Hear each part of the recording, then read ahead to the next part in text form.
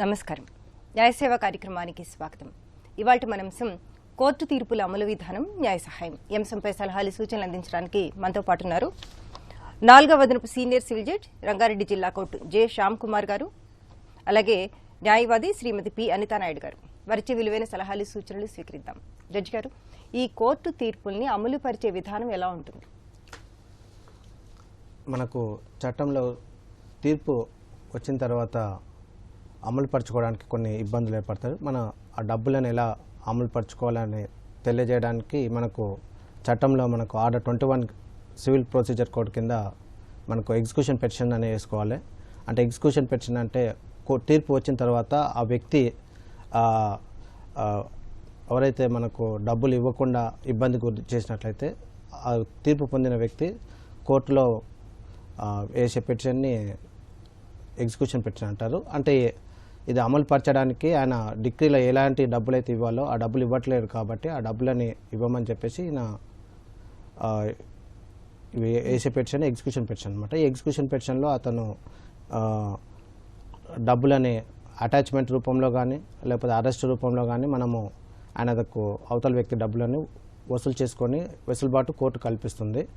ఇక్కడ మనకు ఒక ఉదాహరణకి ఎక్స్ అనే వ్యక్తికి వై అనే వ్యక్తి డబ్బులు ఇవ్వాలని చెప్పేసి కోర్టు తీర్పు ఇచ్చినట్లయితే డబ్బులున్నా కూడా ఆస్తులున్నా కూడా వై అనే వ్యక్తి డబ్బులు ఇవ్వకుండా ఎక్స్ను ఇబ్బందులు గురి చేసినట్లయితే అప్పుడు ఎక్స్ అతనికి వచ్చిన తీర్పును అమలు పరచమని చెప్పి డిగ్రీని మనకు పెటిషన్ వేస్తాడు. ఆ అమలు పరిచే పెటిషనే ఇక్కడ ఎగ్జిక్యూషన్ పెటిషన్ అంటారు. ఇక్కడ ఎక్స్ని డిగ్రీ హోల్డర్ అంటారు, వైని జడ్జిమెంట్ డెటార్ అంటారు. ఈ ఎగ్జిక్యూషన్ పెటిషన్ 12 సంవత్సరాల వరకు వ్యాలిడిటీ ఉంటుంది. ఈ 12 సంవత్సరాల లోపల ఎప్పుడైనా అతను వేసుకోవచ్చు. ఇక ఆస్తుల వరకు వచ్చిన వరకు అయితే స్థిర చరాస్తులు ఏవైనా కూడా ఆయన అటాచ్మెంట్ చేసి కోర్టున జప్తు చేసి వాటికి ఆక్షన్ చేసి వాటికి ఆయనకు డబ్బులు వసూలు చేయడం జరుగుతుంది. అదే అరెస్ట్ వరకు అయితే ఆయన డబ్బులు జేడీఆర్కి డబ్బులు ఉన్నవి కూడా ఆయన ఆస్తులు ఇవ్వనట్లయితే డబ్బులు చెల్లించినట్లయితే అతన్ని కూడా అరెస్ట్ చేయడానికి కోర్టు ఉత్తర్వులు ఇస్తుంది. గరిష్టంగా 3 నెలల వరకు అతన్ని అరెస్ట్ చేయడం జరుగుతుంది. జైల్లో సివిల్ ఇంప్రిజన్మెంట్ అని జైల్లో పెడతారు. ఇక్కడ కానీ ఆ ఖర్చులు మాత్రము డిగ్రీ హోల్డరే భరించాల్సి ఉంటుంది. ఇక్కడ మహిళలకి ఇక్కడ వారికి అరెస్ట్ నుంచి ఎగ్జంప్షన్ ఉంది. ఇది కాకుండా శాలరీ అటాచ్మెంట్ కూడా ఉంటుంది. ఒకవేళ వ్యక్తి గవర్నమెంట్ ఎంప్లాయీ అయితే వారి ఎంప్లాయీకి శాలరీ 1/3 ఆఫ్ శాలరీని అటాచ్ చేయమని కోరుతుంది, ఉత్తర్వులు ఇస్తుంది.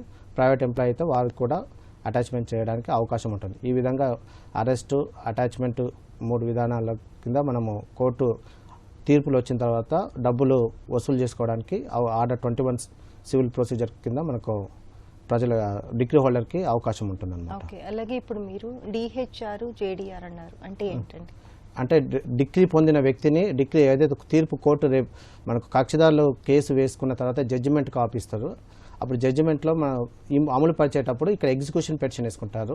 అప్పుడు ఎగ్జిక్యూషన్ పెటిషన్ వేసుకున్నప్పుడు డిగ్రీ పొందిన వ్యక్తిని డిగ్రీ హోల్డర్ అని, డిగ్రీ అగ్నెస్ట్ ఎవరైతే ఉందో అతన్ని జడ్జిమెంట్ డెటార్ అంటారు. సో ఈయన డిగ్రీ హోల్డర్, ఈయన వై మీద జడ్జిమెంట్ డెటార్ అని ఎగ్జిక్యూషన్ చేస్తుంటారు అన్నమాట. ఓకే రైట్ గారు, అలాగే సాధారణ లావాదేవీల్లో నగదు రికవరీని ఎలా చేసుకోవచ్చు?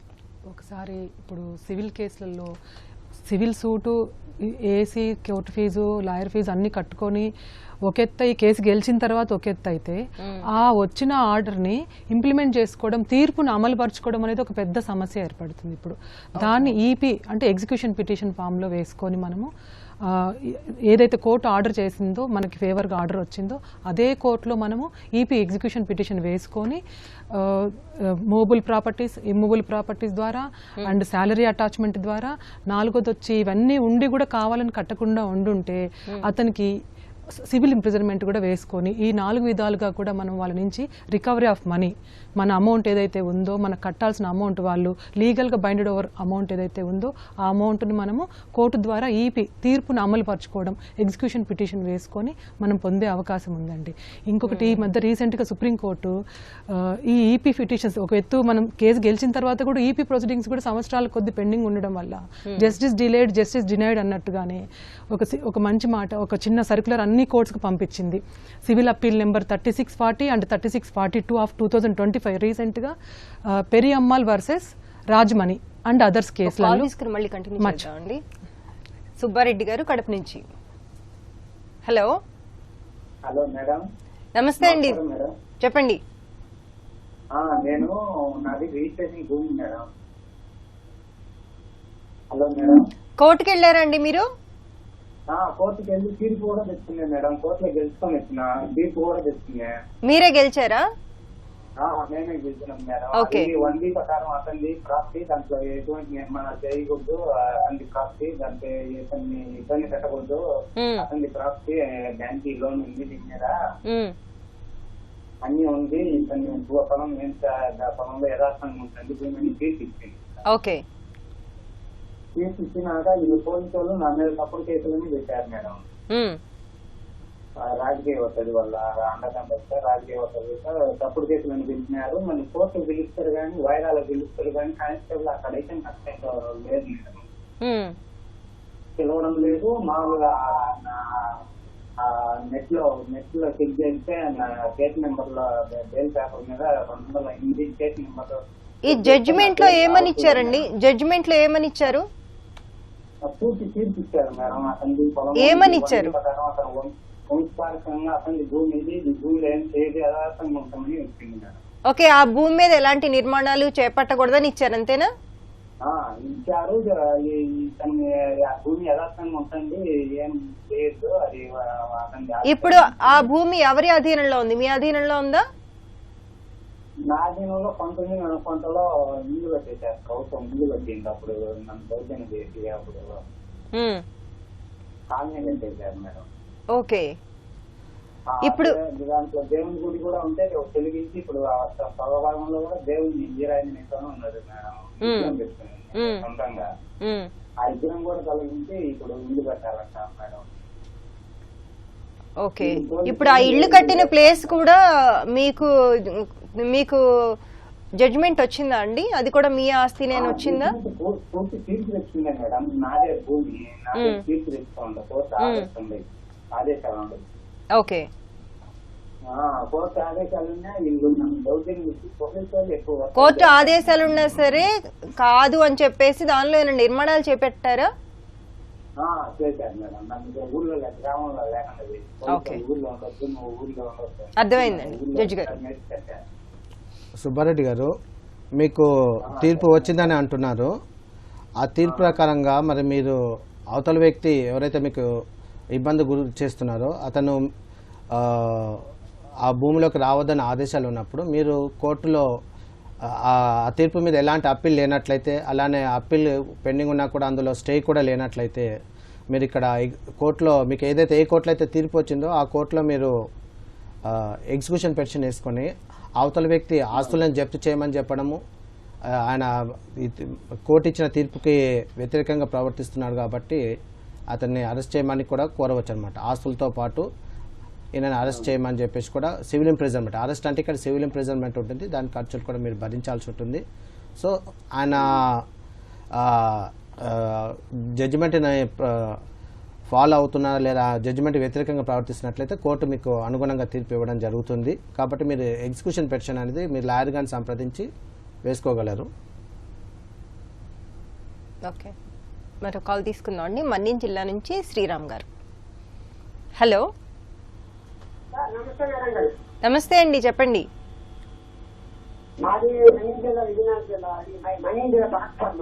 ఓకే.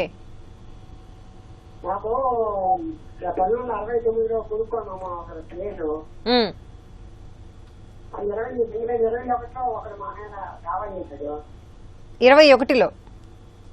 2001లో. ఓకే. మాకు 2007లో మాకు ఇంటికి చూస్తూ ఇచ్చింది కోర్టు 2007 తీసుకొచ్చిందమ్మా. ఏమని వచ్చింది? అది మాదే అని తీసుకొచ్చింది. అది ఎందుకంటే మన అగ్రి చేసిన తర్వాత అక్కడ మరి ఏం జరిగిందని మరి ఆడివైపు తీసుకొచ్చింది 2009లో. వచ్చిన తర్వాత మళ్ళీ ఆడే మళ్ళీ అగ్రిలో హైకోర్టుకి అప్పీల్ చేసి మేము ఆర్డర్ అయ్యాము. మా కోర్టు స్టే ఇచ్చింది. ఓకే.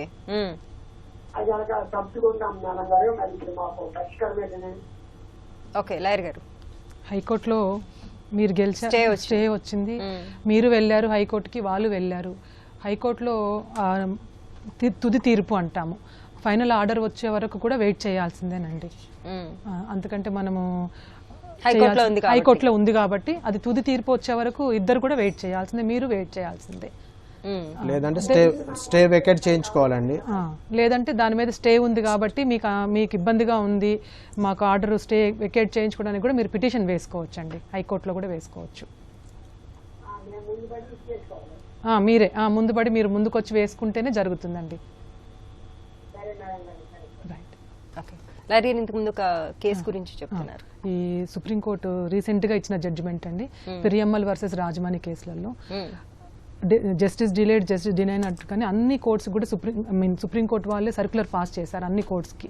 ఏమని అంటే విత్ ఇన్ 6 months పీరియడ్లో ఏదైతే ఎగ్జిక్యూషన్ తీర్పు అమలు చేయండి, నాకు ఆర్డర్ ఫేవర్గా వచ్చినాక కూడా ఎగ్జిక్యూషన్ పిటిషన్స్ తొందరగా డిస్పోజ్ అవ్వట్లేదు అని ఎవరైతే బాధపడుతున్నారో డిహెచ్ఆర్స్, డిగ్రీ హోల్డర్ పొంది కూడా డిగ్రీ తీసుకున్నా కూడా బాధపడుతున్నారో వాళ్ళందరికీ కూడా విత్ ఇన్ 6 months లోపే వితౌట్ ఫెయిల్ మస్ట్ ఈ shall be orders without 6 months లోనే విత్ ఇన్ 6 months లోనే ఆర్డర్స్ మొత్తం ప్రొనౌన్స్ చేసి కేసు ఫేవర్గా ఇవ్వాల్సిందిగా, ఎవరు బ్యాలెన్స్ చూసుకొని ఎవరు ఫేవర్గా వితౌట్ ఫెయిల్ 6 months లోపలే ఆర్డర్ ప్రొనౌన్స్ చేసేసేయాలి, కేసు డిస్పోజ్ చేసేసేయాలండి ఈపీ ఎగ్జిక్యూషన్ పిటిషన్స్ అని మనకి సుప్రీంకోర్టు ఆర్డర్ చెప్పింది. కాబట్టి ఇంక ఇప్పటి నుంచి ఈపీలు వేసుకున్న వాళ్ళందరూ ఎక్కువ సంవత్సరాల కాలాలు వెయిట్ చేసి బాధపడకుండా రికవరీ ఆఫ్ మనీయో ఇంకొకటి వాళ్ళకి కావాల్సిన రిలీఫ్ని యాజ్ ఎర్లీ 6 months లోపు ఎంత వీలైతే యాజ్ ఎర్లీ యాజ్ పాసిబుల్ పొందే అవకాశాలు ఇంకా ఎక్కువగా ఉన్నాయి. చాలా హోప్ఫుల్గా పాజిటివ్గా ఉండొచ్చు మనం అందరం కూడా ఈపీ ఎగ్జిక్యూషన్ పిటిషన్ తీర్పు అమలులో అని అనుకుంటున్నామండి. అలాగే మనీ రికవరీ కేసుల్లో ఎగ్జిక్యూషన్ పిటిషన్ ఎలా వేస్తారండి? ఇదే అండి ఇందాక చెప్పినట్టుగా మనీ రికవరీ కేసులో మనకు డబ్బులు ఇందాక చెప్పినట్టుగా ఎక్స్ అండ్ వై మధ్యలో ఉన్నప్పుడు మనకు ఏమని ఆయన డబ్బులు ఉండి కూడా ఆస్తులు ఉండి కూడా ఆయన డబ్బులు ఇవ్వనట్లయితే ఆయన స్థిరాస్తులు ఏవైతే ఉన్నాయో, అంటే ఈ స్థిరాస్తులు అంటే ఇల్లు, బిల్డింగ్స్, భూములు లాంటివి అనమాట. అది స్థిరాస్తుల వరకు వచ్చే ఇంట్లో ఉన్న టీవీ, ఫర్నిచరు, సోఫాసు, కిచెన్ ఆర్టికల్స్ వాటికి ఎగ్జామ్షన్ ఉంటుంది. వీరింగ్ అపెరల్స్ అవన్నీ కూడా ఎగ్జామ్షన్ ఉంటుంది. ఇవన్నీ కూడా మనము ఎగ్జామ్షన్ ఏవైతే అటాచ్మెంట్ లేనివో ఆ ప్రాపర్టీస్ అన్నిటిని మనం ఇక్కడ అటాచ్మెంట్ చేయొచ్చు. సో ఈ 2 విధాలుగా చేయొచ్చు. ఒక విధంగా ఎలాగైనా అప్పు ఇచ్చిన వ్యక్తి ఎలాగైనా ఒక షూరిటీ అనేది ఆయన ఫైనాన్షియల్ కెపాసిటీ అనేది తెలిసే ఉంటుంది కాబట్టి ఒక ఎంప్లాయీ కానీ ఒక గవర్నమెంట్ ఎంప్లాయీ ఉండొచ్చు, ప్రైవేట్ ఎంప్లాయీలో ఒక కన్సిడరబుల్ లేదా రీజనబుల్ ఇన్కమ్ అనేది ఆయనకు వస్తుంది కాబట్టి అది చూసుకొని వారు లోన్ అనేది ఇస్తారు. కాబట్టి ఒకవేళ ఆయన శాలరీ అటాచ్మెంట్ కూడా మనం ఇక్కడ 1/3 ఆఫ్ శాలరీ, ఒక ఫస్ట్ 1000 అలానే 2/3 ఆఫ్ శాలరీ టువర్డ్స్ మెయింటెనెన్స్, అవి 2 ఎగ్జామ్షన్ చేసి అవతల వ్యక్తికి మనం 1/3 రిమైనింగ్ 1/3 శాలరీని అటాచ్మెంట్ చేసి ఇస్తారనమాట. మెయింటెనెన్స్ కేసులో మాత్రం 2/3 వరకు మనం అటాచ్మెంట్ చేయొచ్చు అనమాట. అలాగే ప్రభుత్వ ఉద్యోగి ఇలాంటి కేసుల్లో ప్రభుత్వ ఉద్యోగి దగ్గర నుంచి ఎలా రాబట్టుకోవచ్చు అంటారు, ఎలా రికవరీ చేసుకోవచ్చు అంటారు? అంటే ఇదే మనకు ఎగ్జిక్యూషన్ పెన్షన్ వేసి శాలరీ అటాచ్మెంట్ పెన్షన్ వేసుకున్నాం అనుకోండి, మనము ఆ శాలరీ గవర్నమెంట్ ఎంప్లాయీ యొక్క డీడీ ఎవరైతే ఉంటారో ఆయన శాలరీ ఎవరైతే డ్రాయింగ్ డిస్బర్సింగ్ ఆఫీసర్ ఉంటారో ఆయనకు మనము వారెంట్ ఇస్తాము, ఈ గవర్నమెంట్ ఎంప్లాయీ శాలరీ అటాచ్ చేయమని చెప్పేస్తే వారు ఈ శాలరీ అటాచ్మెంట్లో ఏం ఎగ్జామ్షన్స్ ఉన్నాయో చూసుకొని ఆయన 1/3 ఆఫ్ శాలరీని ఆయన అటాచ్మెంట్ చేసి ఇస్తారనమాట. ఈ గవర్నమెంట్ ఎంప్లాయీస్కి అయితే డిగ్రీ ఎక్కడ పొందారో ఆ కోర్టులో ఎక్కడైనా వేసుకోవచ్చు, అదే కోర్టులో వేసుకోవచ్చు. అంటే జేడీఆర్ వర్కింగ్ ప్లేస్ ఎక్కడైనా ఉండొచ్చు, ఆయన ఖమ్మం ఉండొచ్చు, నల్గొండ ఉండొచ్చు, అవుట్ సైడ్ ఆంధ్రప్రదేశ్లో కూడా ఎక్కడ ఉన్నా కూడా ఆయన ఆ కోర్టు హైదరాబాద్లో డిగ్రీ పొందినట్లయితే ఇక్కడ వేసుకోవచ్చు. అదే ప్రైవేట్ ఎంప్లాయీస్కి మాత్రము జేడీఆర్ ఎక్కడ ప్లేస్లో వర్కింగ్ చేస్తున్నాడో ఆ ప్లేస్లో జేడీఆర్ ఈ డిగ్రీని ఇక్కడ హైదరాబాద్ కోర్టులో డిగ్రీ పొందిన డిగ్రీని ఆ కోర్టుకి ఖమ్మం కానీ ఆంధ్రప్రదేశ్లో ఏ కోర్టు పరిధిలోకి ఉంటారో అక్కడ ట్రాన్స్ఫర్ చేయమని చెప్పేసి డిగ్రీ ట్రాన్స్ఫర్ డిగ్రీ పెటిషన్ పెట్టుకుంటే ఆ కోర్టుకి ఇక్కడ డిగ్రీ ఇచ్చిన కోర్టు ఒరిజినల్ కోర్టు ఆ కోర్టు పంపుతుంది అనమాట. సో అక్కడికి వెళ్ళి మనము ఆ శాలరీ ఉంటే శాలరీ అటాచ్మెంట్, లేకపోతే ప్రాపర్టీ ఉంటే ప్రాపర్టీ. ప్రైవేట్ ఎంప్లాయీస్ వరకు అయితే ఆ కోర్టు పరిధిలోకి వెళ్ళాలి. ప్రాపర్టీస్ మాత్రం ప్రాపర్టీ ఏ కోర్టు పరిధిలో ఉంటాయి, ఇప్పుడు భూములు, ఇల్లు, అవన్నీ ఏ ప్రాపర్టీ ఉంటే ఆ ప్లేస్ లో ఆ కోర్టు పరిధిలోకి వెళ్ళి అక్కడ అటాచ్మెంట్ చేసుకోవాలి. దానికంటే ముందు డిగ్రీ ఏ కోర్టు అయితే తీర్పిస్తుందో ఆ కోర్టులో పిటిషన్ పెట్టుకోవాలి, ఈ డిగ్రీని ఆ కోర్టుకి ట్రాన్స్ఫర్ చేయండి అని చెప్పేసి.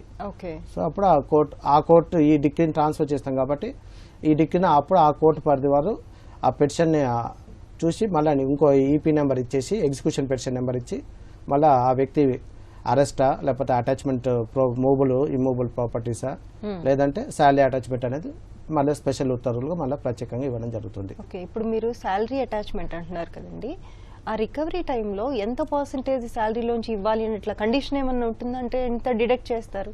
అంటే ఆయన మొత్తం గ్రాస్ శాలరీలోంచి స్టాండర్డ్ డిడక్షన్, గవర్నమెంట్ డిడక్షన్స్ ఏంటంటే ఐటీ కానీ లేకపోతే పిఎఫ్కి సంబంధించినవి కానీ ఇంకా వేరే గవర్నమెంట్ డిడక్షన్స్, ప్రొఫెషనల్ ట్యాక్స్, ఇంకా ఇన్సూరెన్స్ సంబంధించి ఏమైనా ఉంటే అవన్నీ డిడక్ట్ చేసి అందులో మళ్ళీ రిమైనింగ్ 1,000 లెస్ చేసి 2/3 towards maintenance of wife and పేరెంట్స్కి ఉంటుంది కాబట్టి అది కూడా వదిలేసి మిగిలిన రిమైనింగ్ 1/3 అమౌంట్ ఏముంటుందో ఆ 1/3 లోంచి డిగ్రీ హోల్డర్కి శాలరీ అటాచ్మెంట్ చేసి గార్నిష్ ఎవరైతే శాలరీ డిస్బర్సింగ్ ఆఫీసర్ ఉంటుందో ఆయన అటాచ్ చేసి కోర్టుకు పంపుతారు. కోర్టుకు అమౌంట్ వచ్చిన తర్వాత డిగ్రీ హోల్డరు చెక్ పెటిషన్ వేసుకొని మళ్ళీ కోర్టు ద్వారా డబ్బులు మళ్ళీ వసూలు చేసుకొని రాబట్టుకోవచ్చు అనమాట. ఒకవేళ హౌసింగ్ లోన్స్ లాంటివి ఏమైనా ఉన్నాయనుకోండి, ఎక్కువ అమౌంట్ దానికే వెళ్ళిపోతుంది కాబట్టి అది కూడా క్యాలిక్యులేట్ చేస్తారంటారా?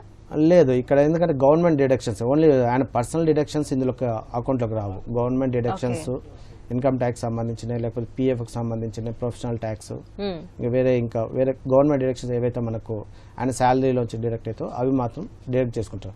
కొంతమంది హౌసింగ్ లోన్ పెట్టుకుంటారు, కొంతమంది కార్ లోన్ పెట్టుకుంటారు, లేకపోతే సొసైటీ లోన్ అని పర్సనల్ లోన్ తీసుకొని కొంచెం అవతల వ్యక్తికి ఇబ్బందులు గురి చేయడానికి ప్రయత్నిస్తుంటారు అనమాట. సో కానీ ఇక్కడ మాత్రం ఏవైతే స్టాండర్డ్ డిడక్షన్స్ ఏవైతే చేయాలో అవి మాత్రం చేసుకుని మిగిలిన రిమైనింగ్ అమౌంట్ ఏదైతే వస్తుందో దాంట్లోంచి 1/3 తీసుకుంటారు. సో ఆయన పర్సనల్ ఎక్స్పెన్సెస్ డిడక్షన్స్ అవి ఏమున్నా కూడా అదే ఆ జేడీఆర్ వ్యక్తి చూసుకోవాలి. సో ఇక్కడ డ్రాయింగ్ డిస్బర్సింగ్ ఆఫీసర్కి ఆయన చేయడానికి లేడనమాట. ఒక్కోసారి ఈ ప్రాబ్లమ్స్ వల్ల ఏమైపోతుందంటే డబ్బులు కూడా రాకపోయేసరికి గార్నిష్ డబ్బులు పంపరన్నమాట. పంపనప్పుడు మళ్ళీ డిగ్రీ హోల్డర్ మళ్ళీ ఒక పెటిషన్ పెట్టుకుంటే మళ్ళీ గార్నిష్కి నోటీస్ పంపుతాం, షోకాజ్ నోటీసు, ఈ తీర్పు ఎందుకు అమలు చేయట్లేదని. లేని పక్షంలో మీ శాలరీని గార్నిష్ శాలరీని కూడా అటాచ్ చేయడానికి అవకాశం ఉంటుంది అనమాట. సో వారు వచ్చి గార్నిష్ ఎవరైతే వారి ఎంప్లాయర్ ఎవరైతే ఉంటారో ఆయన వచ్చి రిటర్న్ ఎక్స్ప్లెనేషన్ ఇస్తే సరిగ్గా ఉన్నట్లయితే కోర్టు మళ్ళీ ఆయనను ఆ ఎక్స్ప్లెనేషన్ కన్సిడర్ చేసి మళ్ళీ జేడీఆర్ శాలరీని అటాచ్ చేయమని చెప్తాం. అయినప్పటికీ ఆయనకు అటాచ్ చేయకపోతే మళ్ళీ ఆయన శాలరీని ఈ డిగ్రీ జేడీఆర్ గార్నిష్ మీద వచ్చిందని భావించి గార్నిష్ శాలరీని అటాచ్ చేయమని కోర్టు మళ్ళీ స్పెషల్ ఉత్తర్వులు ఇస్తుంది. సో ఒక్కొక్కసారి ఈ సందర్భం ఇలాంటివి ఏమైనా ప్రాబ్లమ్స్ వచ్చినప్పుడు శాలరీ పర్టికులర్స్ని కూడా కోర్టు ఒక్కోసారి కాల్ ఫర్ కూడా చేస్తుంది అనమాట. కోర్టు కేసును ఆయన స్టేటస్ ఏముంది, ఆయన ఎంప్లాయీ స్టేటస్ ఏముంది, అక్కడ ఆ డిపార్ట్మెంట్లో ఏముంది, ఎంతమంది ఒకవేళ సీనియర్ హై గ్రేడ్ ఆఫీసర్ ఉన్నాయనుకోండి, అందులో ఆయన శాలరీ ఒక బ్యాంక్ ఎంప్లాయీ ఉన్నాయనుకోండి, ఆయన ఎంత శాలరీ వస్తుంది అనేది ఒక కన్సిడర్గా కోర్టు భావిస్తుంది. ఆయన ఓన్లీ 10,000 20,000 అనేది శాలరీ అనేది కాకుండా ఆయన ఎన్ని సంవత్సరాలు శాలరీ సర్వీస్లో ఉన్నాడు, దాని ప్రకారం ప్రెసెంట్ శాలరీ ఇన్కమ్ ఎంత ఉంటుంది అవన్నీ కూడా చూసుకొని సో అటాచ్మెంట్ ఆయన గార్నిష్ పంపే అమౌంట్ మీగర్ అమౌంట్ అని అనిపించింది అనుకోండి, court salary particulars call for చేస్తుంది అనమాట. సో దానికి ఒక పెటిషన్ వేసుకుంటే శాలరీ పర్టికులర్ చూసి ఈయన గార్నిష్ కరెక్ట్గా చేస్తున్నారో లేదో కూడా వెరిఫై చేసి కరెక్ట్గా ఉన్నట్లయితే ఆ విధంగానే అటాచ్ చేయమంటారు. లేదంటే ఇందులో పర్సనల్ డిడక్షన్స్ ఏమైనా ఉన్నట్లయితే చట్ట ప్రకారం ఏవైతే గవర్నమెంట్ డిడక్షన్ ఎగ్జామ్షన్స్ ఉన్నాయో సెక్షన్ 60 కింద అవి వదిలేసి మిగిలిన వాటికి అటాచ్ చేయమని చెప్తుంది అన్నమాట. ఓకే, ఒక కాల్ తీసుకుందాం అండి. విజయవాడ నుంచి సుబ్బారావు గారు. హలో, నమస్తే అండి, చెప్పండి మీ సమస్య ఏంటో. మాది ఒక ప్రాపర్టీ ఒక అతను ఖాళీ చేయకపోతే 20,000 కోట్లు వేసాము, అది హైకోర్టు హైకోర్టు కూడా డిగ్రీ ఇచ్చింది. ఓకే, ఈపీ పడేసాము, ఈపీ వేసి ఇప్పుడు 10 సంవత్సరాలు అయిందండి. ఈపీ వేసేటప్పటికి అందులో ఉన్నాయని చనిపోయాడు, వాళ్ళ పిల్లలు వారసులు ఉన్నారు. ఓకే, మేము 10,000 పెట్టున్నాం, 20,000 పెట్టున్నాం, మేము ఎలా ఖాళీ చేస్తున్నాం, రకరకాల పెట్టి కావాల్సి చేస్తున్నారు. ఏదో రకంగా అట్లా కోర్టు కూడా వాయిదాలు వేసేస్తున్నాను. ఇప్పుడు ఈపీ దాదాపు 10 సంవత్సరాల పైన అయిపోయింది. ఇంతకాలం సాధారణంగా ఉండదు. ఈ వారసులు ఖాళీ చేయట్లేదు, ఇంకా ఎక్కువ రకాలు చేస్తున్నారు, కార్యక్రమం చేస్తున్నారు. దానికి ఏమైనా మార్గం ఉందమ్మా? అర్థమైందండి లాయర్ గారు. జేడీఆర్ చనిపోయారు అంటున్నారు. చనిపోయారు. జేడీఆర్ చనిపోయిన పక్షంలోనండి మీరు జేడీఆర్ వారసులు ఎవరైతే ఉన్నారో మీ ఈపీ దావాలో వాళ్ళను కూడా సక్సెసర్గా యాడ్ చేసుకుంటూ కేసులో వాళ్ళకు కూడా కోర్టు ద్వారా నోటీసులు పంపించి కోర్టుకు సమ్మన్స్ పంపించుకొని కోర్టుకు వాళ్ళని కూడా వారసులు కూడా వచ్చారా, కోర్టుకు వచ్చారా, వాళ్ళని కోర్టులో యాడ్ చేశారా మీ కేసులో ఈపీలో? కోర్టు అటెండ్ అయ్యి మేము ఇంట్లో మాకు తెలీదు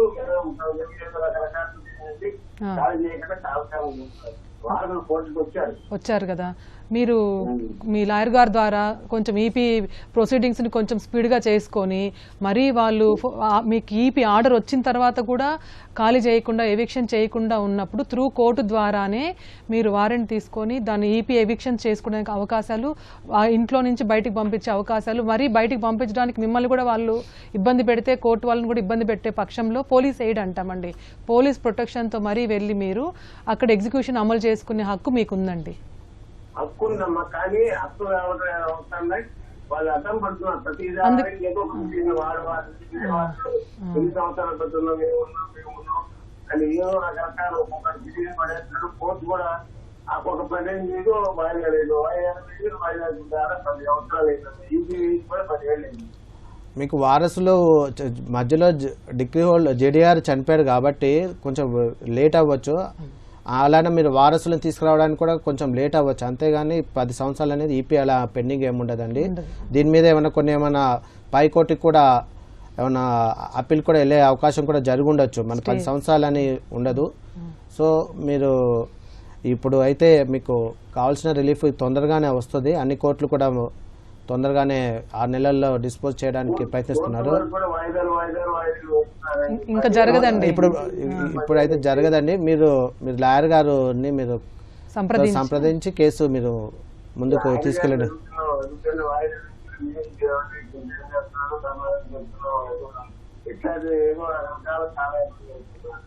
లేదండి, ఒకసారి మీరు ఆ పేపర్లు తీసుకుని ఒకసారి మళ్ళీ మీరు లాయర్ గారిని కలవండి. ఎందుకంటే అందులో కేసు డీటెయిల్ ఆ జడ్జి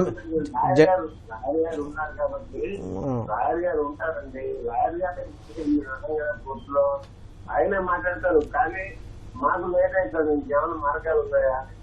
ఇంకేం మార్గాలు ఏమి లేవండి. స్పీడప్ చేయడానికే కోర్టులు ప్రయత్నిస్తున్నాయి. మీరు అక్కడ మీ లాయర్ గారితో, ఎందుకంటే మీకు వచ్చిన తీర్పు ఇప్పుడు జరుగుతున్న ప్రజెంట్ ప్రొసీడింగ్స్ ఏంటో అవి పత్రాలు చూడకుండా ఏం చెప్పలేము. కాబట్టి మీరు మీ లాయర్ గారు ఏదైతే ప్రొసీడింగ్స్ చేస్తున్నారో వారు స్పీడప్ చేయమని ఒక రిక్వెస్ట్ చేయమని చెప్పండి. కోర్టు కూడా మీకు స్పీడప్ చేయడానికి మీకు అవకాశం కల్పిస్తుంది. సో 10 years ఇలాంటి ఓల్డ్ కేసెస్ ఇంకా ప్రయారిటీ బేసిస్ మీద, డే టు డే బేసిస్ మీద కోర్టులో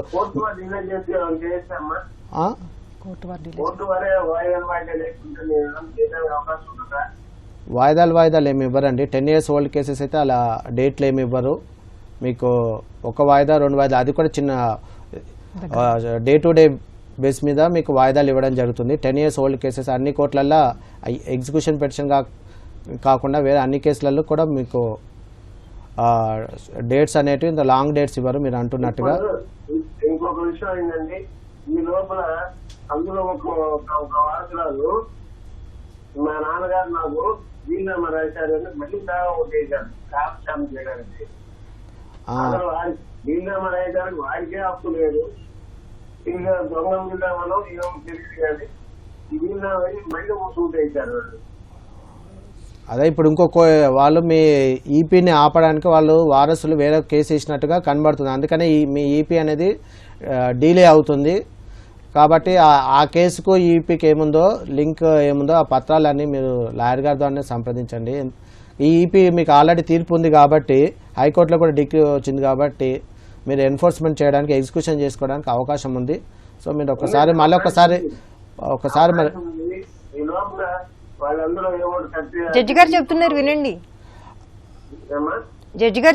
వినండి. ఆ పత్రాలతోటి మీరు ఒకసారి మీరు లాయర్గా అప్రోచ్ అవ్వండి, సంప్రదిస్తే.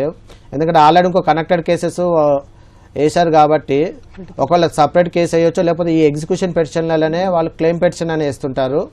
సో వారి హక్కులో ఏమైనా ఇబ్బంది, ఈ ఆస్తి మాది అని చెప్పేసి ఏదైతే మీరు వీలునామా అంటున్నారో ఆ వీలునామాని కూడా ఇందులో ఛాలెంజ్ చేయొచ్చు అనమాట. సో మీరు ఒకవేళ 2 కేసులు క్లెయిమ్ పెటిషన్ ఈ కేసులో కూడా ఉన్నట్లయితే ఆబ్జెక్షన్ పెటిషన్ 2 కలిపి ఒకేసారి విచారణ జరపమని చెప్పేసి మీరు కోర్టును కోరవచ్చు అనమాట. అప్పుడు మీకు తీర్పు అనేది త్వరగా రావడం జరుగుతుంది. ఇప్పుడు ఈపీ వేసి 10 సంవత్సరాలు అయిందండి. అది మధ్యలో మీకు జడ్జిమెంట్ డేటార్ ఒరిజినల్గా వేసిన కేసు ఎవరి మీద అయితే వేసారో ఆయన చనిపోయారు కాబట్టి వారసులను తీసుకురావడంలో మీకు టైం పట్టింది. మల్టిపుల్ అలానే మల్టిపుల్ లిటిగేషన్ అవన్నీ వారసులు వచ్చి కూడా 7 ఏళ్ళు అయింది. మరి మధ్యలో మరి కేసులు స్టే ఏమన్నా ఉండొచ్చు. సో ఇప్పుడు అయితే మీకు 10 సంవత్సరాలు అంటున్నారు కాబట్టి మీకు త్వరగానే మీకు రిలీఫ్ దొరుకుతుంది. మీరు కోర్టుని మీరు మీ లాయర్ కానీ కోర్టుని సంప్రదించండి, చెప్తారు, మీకు అడ్వైజ్ చేస్తారు. మీకు జడ్జి గారు ఇలాంటి కేసుల్లో ఏం చేయాలంటారు? ఆయన పాపం 10 సంవత్సరాలు అయిందంటున్నారు. అంటే 10 సంవత్సరాల కారణము డిలే అనేది ఆయన చెప్పినట్టు కోర్టు మీద వేస్తున్నారు, అది కాదండి. ఇప్పుడు పెటిషన్ వేసినప్పుడు మరి అందులో ఒకవేళ మధ్యలో జేడీఆర్కి నోటీస్ సర్వ్ చేయడానికి టైం పడుతుంది. ఒక్కోసారి అడ్రస్లలో ఉండరు, సో రిపోర్ట్ రావు, తొందరగా అవాయిడ్ చేస్తుంటారు. అవన్నీ కొంచెం కాలయాపన జరుగుతుంటాయి. మళ్ళీ ఇందులో మధ్యలో చనిపోయిన తర్వాత ఆ వారసులు తీసుకురావడానికి 90 days టైం ఉంటుంది. 90 daysలో వారసులు తీసుకురాకపోతే వారు ఎప్పుడు ఆ వారసుల అడ్రస్లు అవన్నీ ఎంతమంది వారసులు ఉన్నారు వాళ్ళ వివరాలన్నీ తెలుసుకునే వచ్చేవరకు ఆయనకు ఇంకొంచెం టైం పడుతుంది. మళ్ళీ అందులో వాళ్ళకి వారసులకి నోటీసులు పంపించి అందులో విచారణ జరిపించి వారు వారసులా కారా అని తెలుసుకున్న తర్వాత మళ్ళీ దరఖాస్తును అలౌ చేసి మళ్ళీ ఈపీలోకి పార్టీలుగా వాళ్ళని తీసుకొచ్చిన తర్వాత మళ్ళీ వాళ్ళ ఆల్రెడీ రికార్డులో వాళ్ళ లాయర్ గారు ఉంటే వెంటనే నడిచిపోతుంది కేసు. అది కాకుండా అందులో మెయిన్ ఎల్ఆర్ పెటిషన్లో వాళ్ళు వారసులు లాయర్ గారిని పెట్టుకోలేరు అనుకోండి, మళ్ళీ ఈ ఈపీలో కొత్త ఈపీలో మళ్ళీ ఒకసారి నోటీసులు మళ్ళీ ఫ్రెష్గా నోటీసులు పంపి వారి వాదనలు కూడా విని అప్పుడు తీర్పు ఇవ్వడం జరుగుతుంది. ఇది జనరల్ ప్రాసెస్ అనమాట.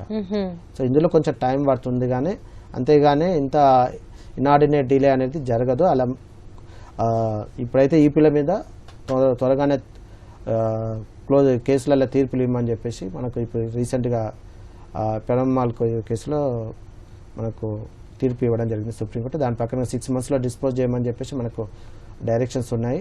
సో త్వరితగతిన ఈపీలు చేయడానికి అన్ని కోర్ట్స్ ప్రయత్నిస్తున్నాయి. సో వారికి రిలీఫ్ దొరుకుతుంది. ఇక ఇలాంటి మల్టిపుల్ కేసెస్ ఈపీని ఆపడానికి కొన్ని కేసులు వేస్తుంటారు వారసులు, దానివల్ల కొంచెం అబ్స్ట్రక్షన్ అయ్యి కొంచెం ఇబ్బందులు పడుతుంటారు. ఇక అది కేసుని బట్టి ఉంటుంది.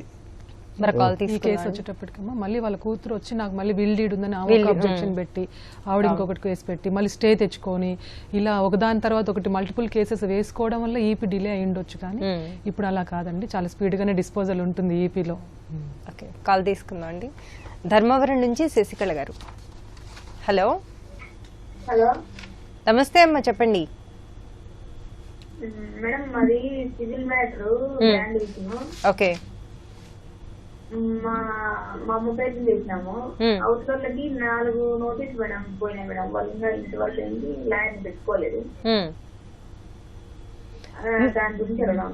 జడ్జిమెంట్ ఏమైనా వచ్చిందా అమ్మా? ఏం రాలే మేడం. ఓకే. ఎన్ని వాయిదాలు పడతాయి మేడం? జడ్జిమెంట్ వచ్చిన తర్వాత కేసుల గురించి మనం మాట్లాడుతున్నాం అమ్మా ఈరోజు. లాయర్ గారు, అలాగే ప్రైవేట్ ఉద్యోగస్తుల విషయంలో మనీ రికవరీ ఎలా చేసుకోవాలి? జడ్జి గారు ఇందాక గవర్నమెంట్ ఉద్యోగస్తుల విషయంలో చెప్పారు, ప్రైవేట్ ఉద్యోగస్తుల విషయంలో ఎలా? ప్రైవేట్ ఉద్యోగస్తుల విషయంలో కూడా ఎవరికైతే డిగ్రీ డిహెచ్ఆర్ అంటాము, డిగ్రీ పొందిన అతను జేడీఆర్కి ఎగనెస్ట్గా అతనికి movable properties, immovable properties A ఉన్నా కూడా జప్తు చేసుకునే అధికారం అతనికి ఉంటుంది. వాళ్ళ ఎంత అమౌంట్ ఇవ్వాలనో దాని అపోర్షనేట్ గా రేషియోని బట్టి.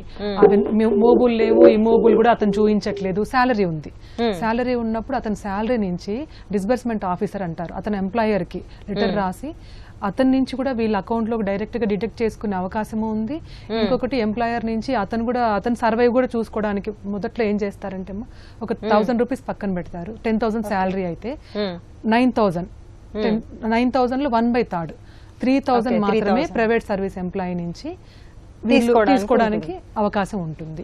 మెయింటెనెన్స్ కేసుల్లో అయితే ఇంకా పిల్లలు వైఫ్ సఫర్ అవుతుంటారు, పేరెంట్స్ కూడా హక్కు ఉంటుంది. మెయింటెనెన్స్ కేసుల్లో 1/3 అంటే వీళ్ళు కూడా పిల్లలు వైఫ్ కూడా 3 పిల్లలు 2 పిల్లలు వైఫ్ సర్వైవ్ కావాలి కాబట్టి అట్లాంటి కేసుల్లో 2/3 కూడా మనము పోర్షన్ బట్టి రేషియోని బట్టి డిడక్ట్ చేసి శాలరీ నుంచి డైరెక్ట్ గా వాళ్ళ అకౌంట్ లోకి వేసుకోవడానికి మెయింటెనెన్స్ కేసులు ఉన్నాయి. అలాంటి డీవీసీ కేసులు, ఇట్లాంటి కేసుల్లో కూడా ప్రైవేట్ ఎంప్లాయీ నుంచి కూడా వీళ్ళు శాలరీ నుంచి అకౌంట్ లోనికి వీళ్ళ డైరెక్ట్ గా అకౌంట్ లో కూడా పొందే అవకాశం ఉంటుంది. ఎంప్లాయర్కి లెటర్ పెట్టి అట్టించి through. Okay, thank you so much అండి. ఇప్పటి వరకు మనం కోర్టు తీర్పుల అమలు విధానం, న్యాయ సహాయం అంశంపై సలహాలు సూచనలు స్వీకరించాం. వచ్చే శనివారం 9:30 న్యాయ సేవ కార్యక్రమంలో మళ్ళీ కలుసుకుందాం. అంతవరకు సెలవు. నమస్కారం.